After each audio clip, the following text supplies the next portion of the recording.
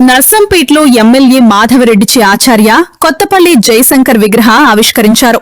అనంతరం సార్ పూలమాల వేసి నివాళులర్పించారు.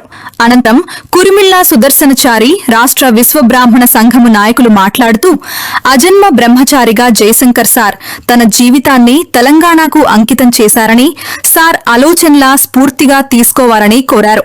విగ్రహం ఏర్పాటుకు సహకరించిన దాతలకు కృతజ్ఞతలు తెలిపారు.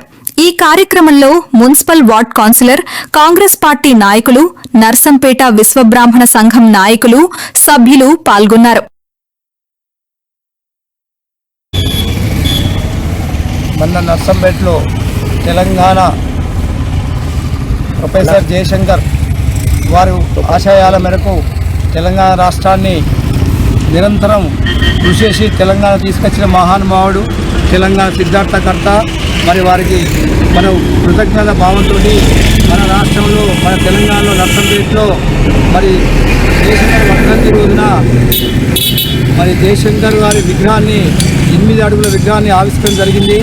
మరి మన గౌరవనీయులు ముఖ్యమంత్రి, మన గౌరవనీయ ఎమ్మెల్యే మాధవరెడ్డి గారు కూడా పూర్తి సహకారంతో ఈరోజు విగ్రహ ప్రతిష్టాపన జరిగింది.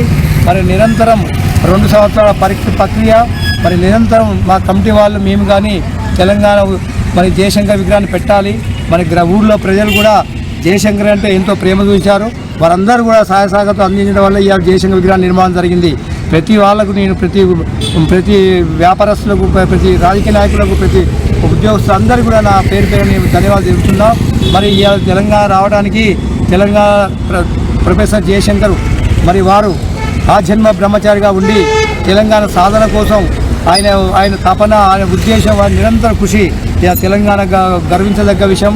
అదే కాకుండా తెలంగాణలో ఆయనే మరి ప్రొఫెసర్గా నిలబడి తెలంగాణలో పార్టీలు అతీతంగా అన్ని పార్టీలను కలుపుకొని తెలంగాణ ఉద్యమాన్ని ముందుకు నడిపిన జయశంకర్ గారికి, అంతేకాకుండా అన్ని దేశాలు కూడా ఆయన వాణిని వినిపించి, ఆయన గళాన్ని వినిపించి కూడా తెలంగాణ రాష్ట్రాన్ని తెచ్చిన సందర్భంగా మరి అదే మధ్యలో తెలంగాణ వచ్చే సమయంలో వారికి కాలరాని లోకానికి ఆరోగ్యపరంగా దెబ్బతి చనిపోవడం జరిగింది. కనుక ఆయన స్వర్గిస్తాయి తెలంగాణ వచ్చింది కూడా ఆయన చూడలేకపోయిండు. మరి మనందరికీ బాధాకరం. ఇలా తెలంగాణ రావడం, తెలంగాణ యొక్క ముఖ్యమంత్రులకు, మరి మంత్రివర్యులకు, తెలంగాణ రాష్ట్ర మొత్తం ఈ యొక్క నియోజకవర్గంలో మనందరం కలిసి ప్రొఫెసర్ జయశంకర్ గారి విగ్రహాన్ని ఆవించుకోవడం జరిగింది. మనందరం కూడా వారికి అభినందన తెలియజేస్తూ వారిని ఎల్లవేళలా వాళ్ళందరికీ మనం మర్చిపోద్దని తెలంగాణ ప్రజలకు తెలియజేస్తున్నాను.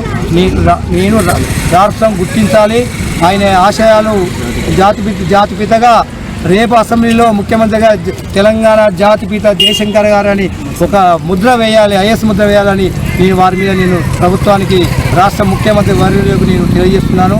ఈ రోజున వర్ధంతి రోజున తెలపడం జరిగింది. కావున నేను ఈ కృషి నా ఒక్కరిది కాదు, ఈ మాత్రుని నా సంకల్పంతో ఆలోచనతో ఈ యొక్క విజయవంతం చేశారు. నర్సంపేట విశ్వబ్రాహ్మణ సంఘం రాష్ట్ర జిల్లా స్థాయి వాళ్ళందరూ కూడా నాకు అన్ని రకాల సహకరించారు.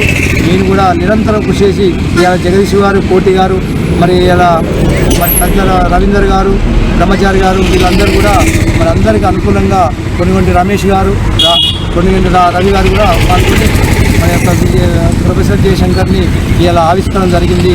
సందర్భంగా వర్ధంతి కూడా చేస్తూ అన్ని శుభకార్యాలు మాకు కలిసి వారికి నేను పూర్తిగా నమస్కరిస్తూ నేను రాష్ట్ర విశ్వబ్రాహ్మణ రాష్ట్ర ఉపాధ్యక్షుల కురిమిల్లా సుదర్శనచారి గారి మన ముఖ్యమంత్రి వర్యులకు, మన ఎమ్మెల్యే మాధవరెడ్డి గారికి ధన్యవాదాలు తెలుపుతూ ఈ అవకాశం ఇచ్చిన వారికి మీడియా మిత్రులకు కూడా మరి అందరికీ ధన్యవాదాలు.